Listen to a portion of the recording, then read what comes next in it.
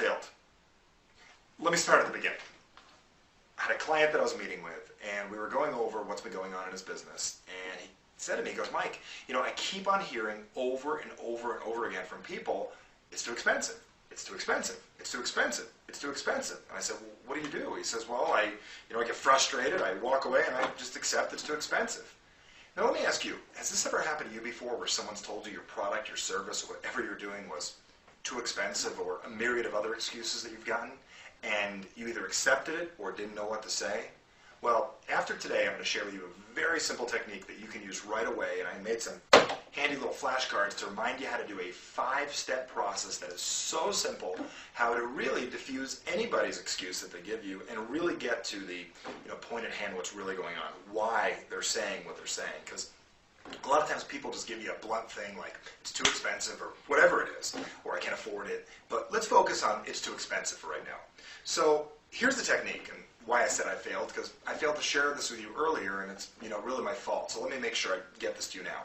The first thing is, anytime someone says to you anything like it's too expensive, there's typically more to it than that. And if you just accept that, you're missing the real opportunity to connect or really market your product to another person. So when someone says it's too expensive, the first thing you have to do is opposite whatever they'd expect, because they're going to expect you to argue with them. Like, what do you mean it's too expensive? You know how it goes. The first thing you really want to do is step 1, which I call neutralize. See, it says neutralize. Neutralize the response, which means, take the power away from it. So when someone says that's too expensive, the most powerful thing you can ever say is, okay. Let me show you again. Okay. And when you say that, it's not that you're agreeing with them, but in their mind it seems like you're agreeing with them, and you're giving a little validity to their reason. The second thing you do after you neutralize it, and give you this, is you confirm what's really going on. For instance, when somebody says that's too expensive, you might want to say, well, is that your only concern with our product? And right there you're finding out what the real major concern is. Because they might say, no, there's 4 other things bothering me. Because wouldn't you like to know in advance if it's not just one thing, if it's 4, 5, 10 reasons? Now you're finding out what it really is. And typically when someone says it's too expensive, you say, okay, and then immediately say, well, is that the only challenge with our product or purchasing this? And they say, well, yeah, that's the only thing bothering me. Right there, they're locking themselves in to walk straight into step 3, which is really to question and uncover. Now, questioning and uncovering, the main portion of this is uncovering, figuring out why they feel that way. Kind of like a therapist asking, well, why do you feel that way? For instance, someone says that's too expensive, and you say, well, what do you mean it's too expensive? What makes you feel that it's too expensive? Well, I don't know, Mike. I think I can get it at Sears cheaper. I saw it there last week. I can just drive to the mall and get it at Sears. And right there you found out is that they can get it at Sears and they can find it a little cheaper. And why would they buy it from you if they can get it from Sears? Got it?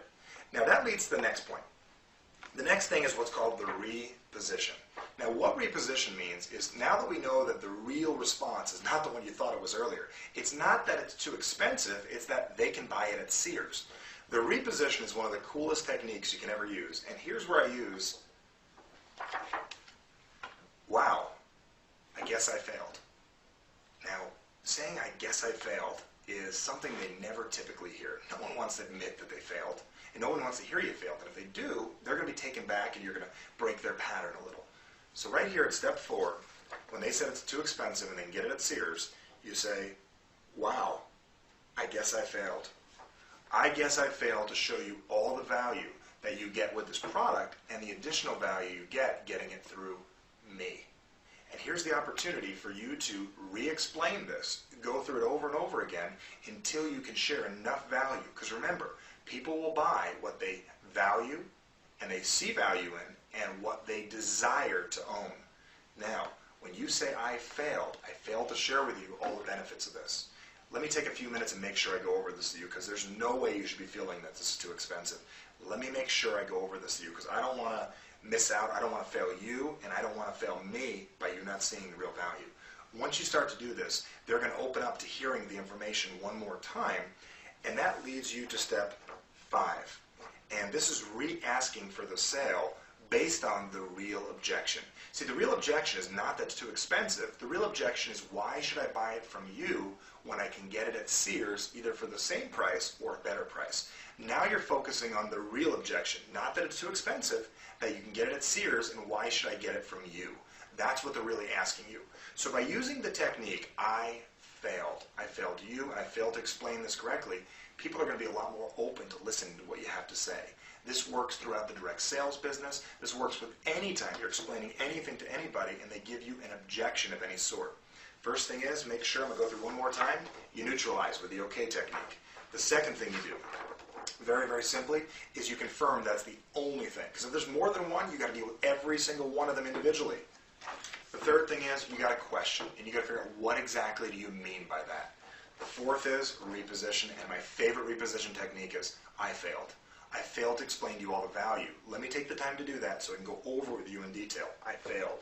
And the last thing is, you got to re-ask for the sale over and over again. Continue to ask the conversation over and over again. Continue the conversation over and over again until you can overcome that response that you got.